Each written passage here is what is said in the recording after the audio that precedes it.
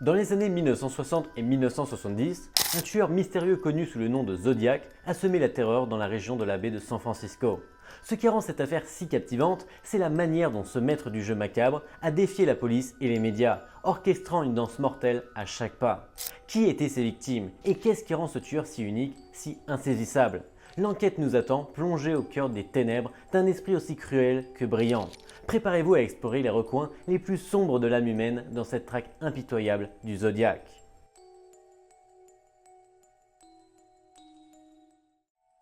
Le 20 décembre 1968, en pleine ébullition des fêtes de Noël, un couple d'adolescents savourant une douce promenade dans la banlieue tranquille de Vallejo en Californie a été froidement abattu, sans le moindre avertissement. Rien, pas une seule empreinte digitale laissée derrière. Le tueur semblait être un expert, un fantôme insaisissable que la police n'a jamais pu cerner ni comprendre ses motivations obscures. Mais l'année suivante, en juillet 1969, l'horreur frappe à nouveau au même endroit. Darlene et Mike, deux âmes ordinaires qui avaient garé leur voiture pour une pause peut-être anodine, mais soyons honnêtes, sûrement coquine pour ce jeune couple, quand soudain un homme mystérieux s'approche, les fixe de manière glaçante, puis ouvre le feu à plusieurs reprises. Un vrai cauchemar éveillé. Une heure après l'attaque, l'impensable se produit. Cet homme appelle la police locale lui-même, confessant fièrement sa responsabilité dans les deux attaques. Grâce à cette arrogance inattendue, Mike survit, livrant un portrait robot précieux. Et malgré cet appel glaçant, malgré ce visage, l'affaire n'a jamais été élucidée.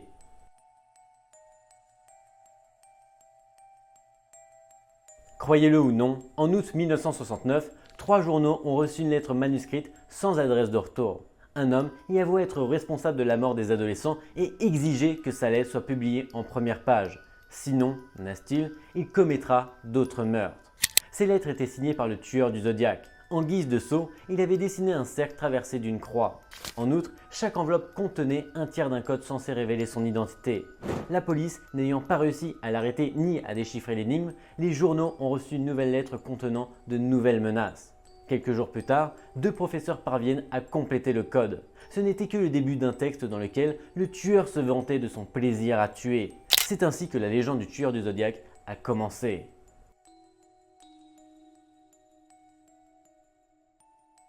Comme promis, le Zodiac a encore frappé. En septembre 1969, il poignarde un couple qui se repose sur la plage de Napa.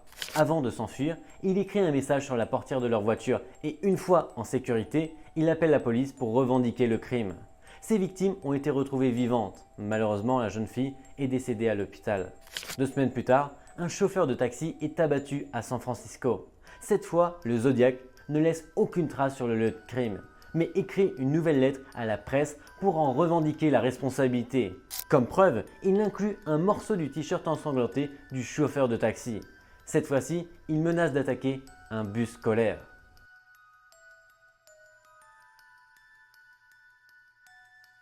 Cela peut paraître extraordinaire et exagéré, mais la police disposait d'un portrait robot du meurtrier, de ses empreintes digitales et d'innombrables indices tirés de ses lettres. Pourtant, ils n'ont pas réussi à le retrouver.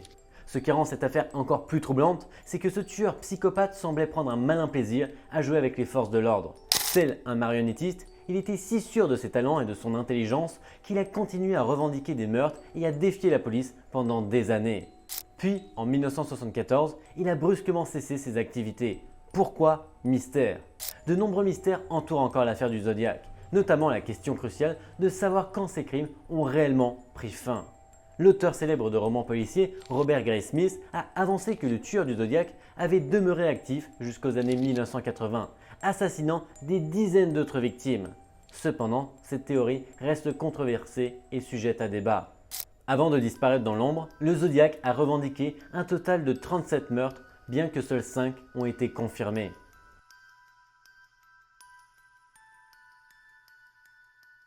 Les meurtres du Zodiac ont déclenché une enquête frénétique et une couverture médiatique sensationnelle, surtout à cause des lettres moqueuses du tueur envoyées aux journaux et des appels téléphoniques glaçants à la police. Ces messages, expédiés entre 1969 et 1974, étaient signés d'un symbole sinistre, semblable à un viseur d'arme à feu, et débutaient presque toujours par la phrase « C'est le Zodiac qui parle ». Parmi ces lettres se trouvaient 4 codes énigmatiques ou cryptogrammes, dont le premier a été envoyé en 3 morceaux à 3 journaux de la région de la baie de San Francisco en juillet 1969. Ce cryptogramme, connu sous le nom de cryptogramme 408 à cause de ses 408 caractères, a été rapidement déchiffré par 2 personnes. Et là, un message terrifiant se révélait. J'aime tuer des gens parce que c'est amusant. C'est plus amusant que de tuer du gibier dans la forêt, car l'homme est l'animal le plus dangereux qui soit. Tuer quelque chose est l'expérience la plus excitante qui soit. C'est encore mieux que de s'éclater avec une fille. Le plus beau, c'est qu'à ma mort, je renaîtrai au paradis, et tous ceux que j'aurai tués deviendront mes esclaves. Je ne vous donnerai pas mon nom, parce que vous essayerez de ralentir ou d'arrêter ma collecte d'esclaves pour ma vie après la mort. Un autre code, le code 340, envoyé au San Francisco Chronicle en novembre 1969, a finalement été déchiffré en 2020, près de 50 ans plus tard, par une équipe de 3 décrypteurs amateurs. J'espère que vous vous amusez en essayant de m'attraper. Ce n'était pas moi dans l'émission de télévision, ce qui soulève un point à mon sujet. Je n'ai pas peur de la chambre à gaz parce qu'elle m'enverra au paradis, d'autant plus vite que j'ai maintenant suffisamment d'esclaves pour travailler pour moi, alors que tous les autres n'ont rien lorsqu'ils atteignent le paradis. Donc, ils ont peur de la mort. Apparemment, ce tueur dérangé nourrissait la sinistre croyance que ses victimes deviendraient ses esclaves au paradis. Pour décrypter ce dernier message du Zodiac, une véritable chasse à l'énigme s'est déclenchée. Il a fallu utiliser un programme informatique sophistiqué nommé AZ Decrypt et spécialement conçu par un chercheur pour résoudre des codes homophoniques complexes, comme celui-ci. Des sources d'informations analogiques ont également été indispensables pour compléter ce puzzle déroutant. C'est là toute l'ironie de cette histoire. Le tueur, dans son arrogance, avait voulu que ce message ne soit pas si difficile à décoder, mais la réalité s'est avérée tout autre.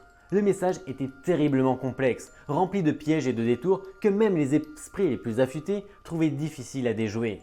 Ce puzzle n'était pas seulement une note moqueuse, mais un labyrinthe mental dans lequel le Zodiac nous entraînait, défiant quiconque d'oser le comprendre et de convaincre son jeu macabre. La vérité est qu'il est fort probable qu'il s'est même perdu dans son propre jeu.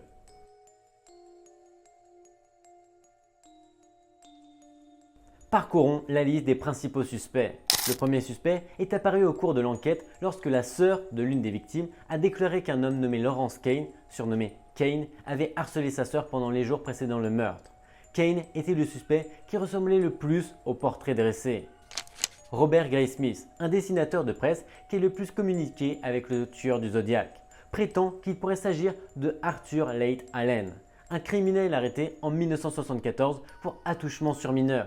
D'après ses recherches, Allen se faisait appeler Zodiac et s'est présenté chez lui couvert de sang le jour du 3e meurtre. En 2014, Gar L. Stewart a publié un livre dans lequel il affirme que son père, Earl Van Best, est le meurtrier. Comme preuve, il a montré sa ressemblance avec des portraits et certaines coïncidences dans les codes des lettres. Malgré leur force, aucune de ces théories n'a été prouvée. Malheureusement, personne n'a été puni pour ces assassinats.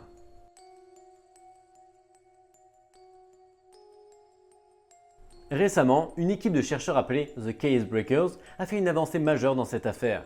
En utilisant des techniques d'analyse de l'ADN et de généalogie génétique, ils ont pu établir un lien entre un échantillon d'ADN trouvé sur l'une des lettres du tueur du Zodiac et un homme du nom de Gary Francis Post. Le même groupe a critiqué le Federal Bureau of Investigation, le FBI, affirmant que l'agence n'avait pas suffisamment enquêté. Gary Francis Post était peintre et membre de l'armée de l'air. Il est décédé en 2018 et selon les rapports, il a fait l'objet d'une enquête dans le passé en tant que suspect possible, mais n'a jamais été définitivement lié au crime. Toutefois, l'analyse ADN a permis d'établir un lien solide entre lui et les éléments de preuve trouvés sur la scène du crime. En 2016, Post a été arrêté pour violence domestique. L'arrestation a eu lieu après qu'il ait prétendument poussé sa femme dans les escaliers. Il a été emmené à la prison du comté de Tulum et ensuite, il a été déterminé que Post était mentalement incapable d'être jugé pour le crime et il a été interné à l'hôpital psychiatrique de l'État de Californie. Sa mort a été attribuée à une septicémie, un choc septique, une dysphagie et une démence vasculaire. Mais le fait le plus fascinant est qu'avant sa mort, il a donné ses armes, des pièces détachées, de la poudre, des balles et plus d'1 millier de douilles de différents calibres à ses personnes préférées. Dans ce contexte, les autorités, en collaboration avec The Case Breakers, ont mené une enquête approfondie sur la vie de Post à la recherche de preuves supplémentaires de son implication dans les meurtres. Ils ont découvert qu'il avait un passé criminel et qu'il avait vécu dans la région à l'époque des crimes du tueur du Zodiac. En outre, les enquêteurs ont fait une analyse graphologie et ont trouvé des similitudes entre son écriture et les lettres envoyées par le tueur. Ce qui permettrait aussi d'expliquer qu'à la finalité, en ayant réussi à décoder le code, eh bien ça voulait rien dire parce que potentiellement cette personne avait des problèmes psychiatriques. La découverte du tueur du Zodiac est une étape importante dans l'histoire de la justice. Pendant des décennies, ce mystère a déconcerté les enquêteurs et captivé le public. Aujourd'hui, il semble que l'identité du tueur ait enfin été révélée, ce qui permet aux victimes et à leurs familles de tourner la page. Mais en soi, même si ces preuves accablent cette personne, nous n'aurons jamais la véritable preuve du tueur du Zodiac. C'est pour cela que le FBI maintient qu'il n'a pas résolu l'affaire du tueur du Zodiac et que son enquête reste ouverte. Cela signifie qu'aujourd'hui encore, des doutes subsistent quant à l'identité du coupable. Et bien qu'il y ait un suspect principal, il semble que l'affaire ne sera jamais résolue. Gary Francis Post ayant emporté la vérité dans sa tombe. Et j'espère que vous avez apprécié cette vidéo. Comme d'habitude, n'hésitez pas à me donner vos suggestions dans les commentaires ou me donner d'autres idées de sujets, de crimes ou bien de légendes urbaines. J'aime beaucoup travailler sur ce genre de sujet, donc n'hésitez pas. Et dans tous les cas, on se donne rendez-vous sur cette même chaîne vendredi prochain. Bye bye!